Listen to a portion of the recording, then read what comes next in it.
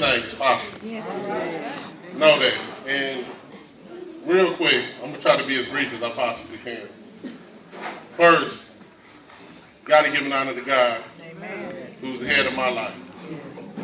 Give an honor to Reverend Pope, pastor of New Hope Missionary Baptist Church, and all other pastors here.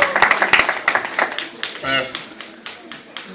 Also, I would like to thank a beautiful wife for coming out and supporting me today. Being here and helping me through. It's a lot been said, and it's hard to follow up these heart-wrenching stories here. But I'm going to be brief as I can, like I said. If you paid attention, all you young men and young women, those who are in school, those who are going to school, those who are undecided, it was all about choices. Everybody who stood up here spoke about their choices, decisions they had to make at different times in their lives. Now the thing about it is, these are the situations where you are faced with now. If you give yourselves an opportunity to understand what has all been said, it's a lot to take in right now. It's a lot to take in before I get into my speech. But give yourselves a chance to assess what's been said. And then look at the people that's here today. Look at what's going on around you. It's a Saturday afternoon, and these people could have been doing anything, but they're here to celebrate you and to show you that they care. Let's give an applause to Reverend Pope and to every member of New Hope and Mount Zion for being here today. Now, I'm going to need that. That's my ticket.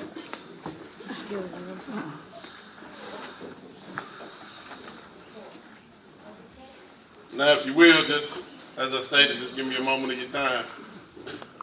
And I want to speak directly to all of the youth, because you're the reason that we're here today. Today is truly a day of celebration. We first celebrate God our Father and His Son Jesus for their unfailing and undying love towards us all. We celebrate the parents who reared and raised these children into fine, positive, and upcoming members of society. We celebrate the family, the friends, and the church members who also participated in their mental, their physical, and their spiritual growth. And let us not forget to celebrate and commend the teachers who taught them. Many of these teachers have gone above and beyond to make certain that our youth obtain one of the most needed essentials of life, education. Last but not least, we celebrate the young men and women who are here today. Let's give them an applause.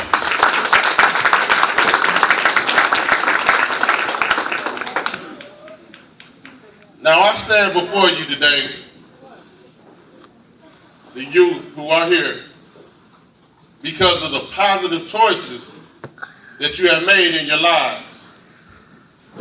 You've allowed yourselves to be taught, to be disciplined, to be loved, and to be empowered. The choices you have made are the impetus to your successful futures. Now, I could say many things to encourage and to enlighten,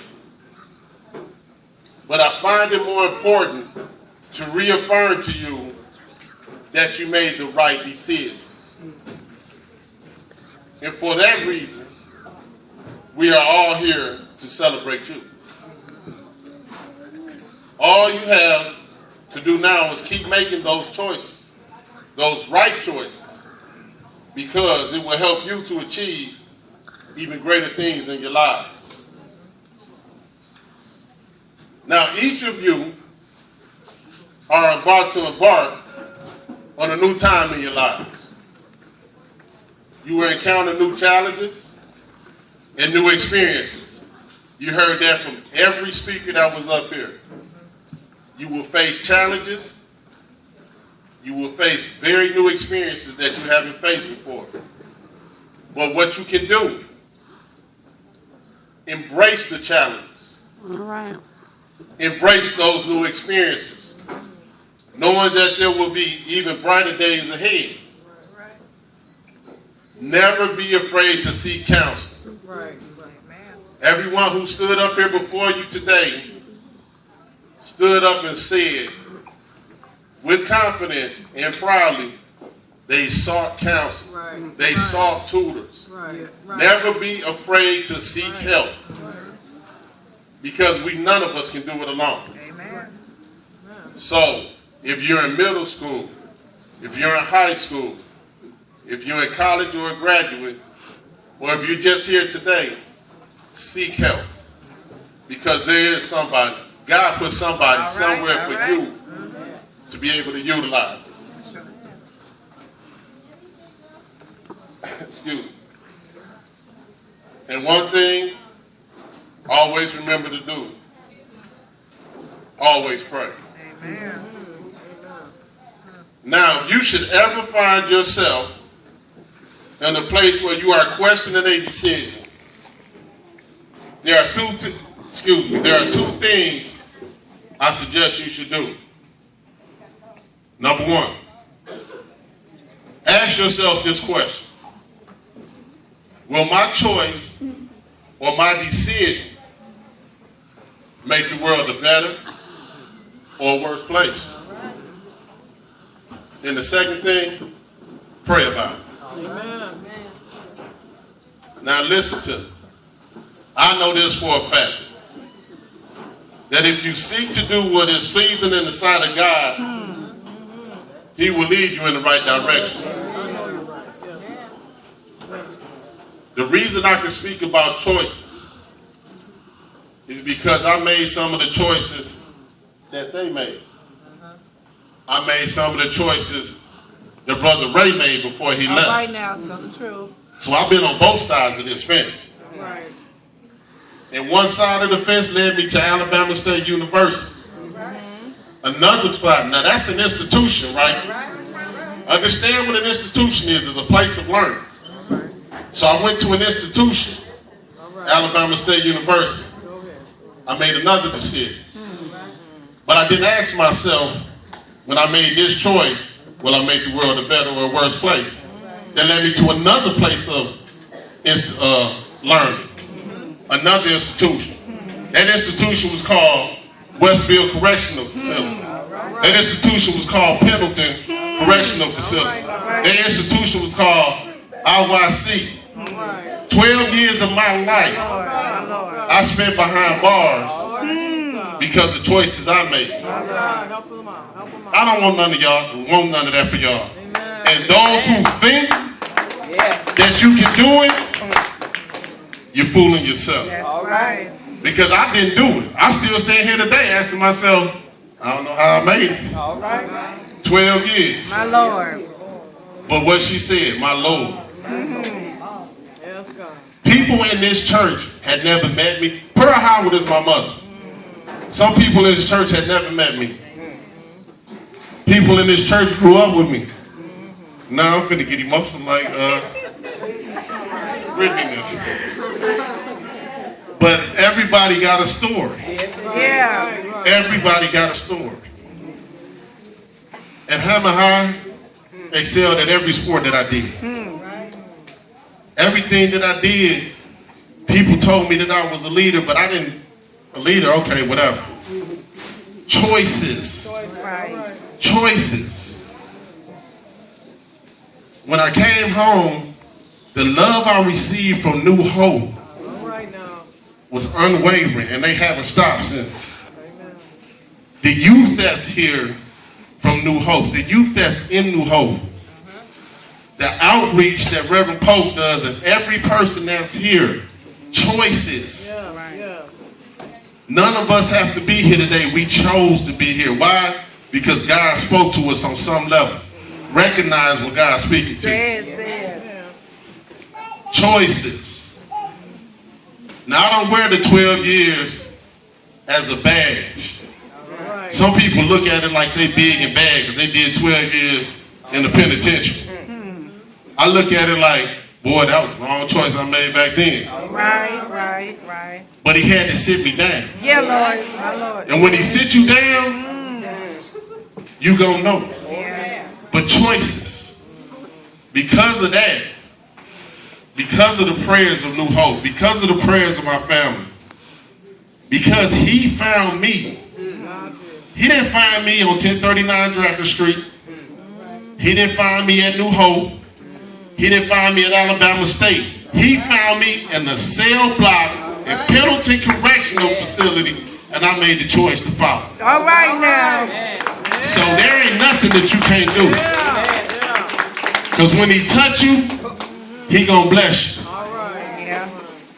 I came home, people prayed for me, people put oil on me. They chose to put more of God inside of me. Yeah. Those choices led me to better things.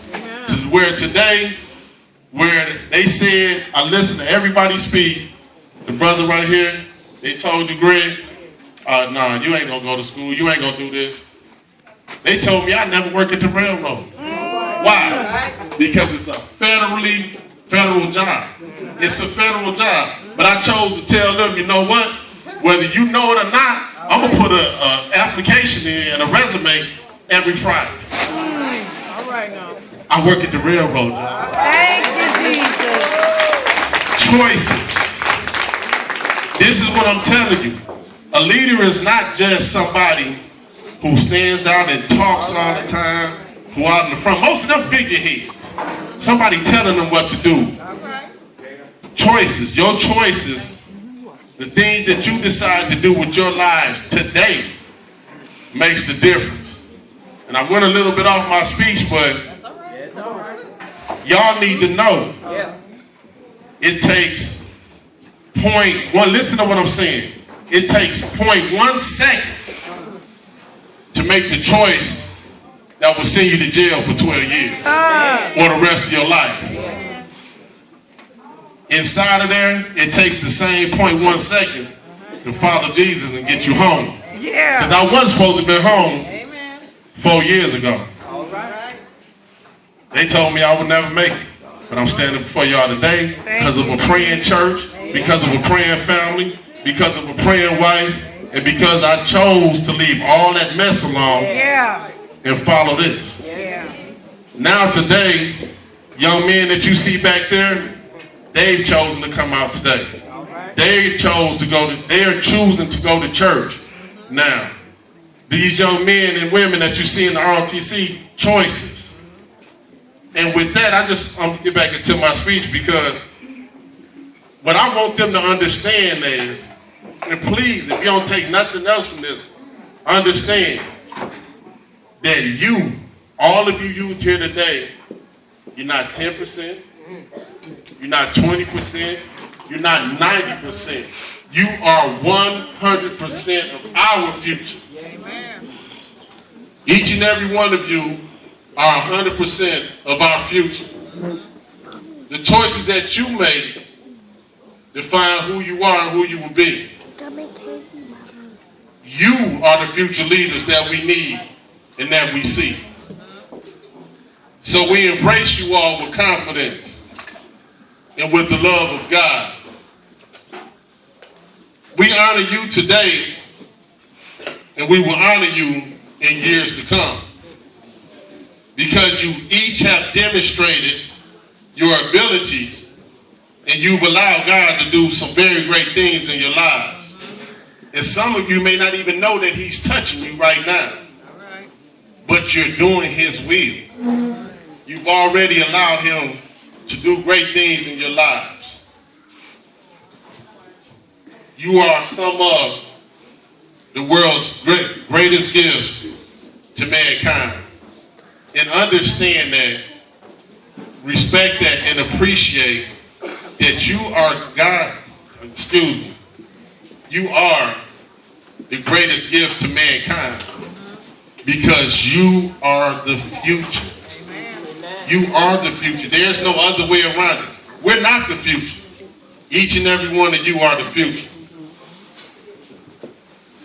So I would just like to thank everyone for coming out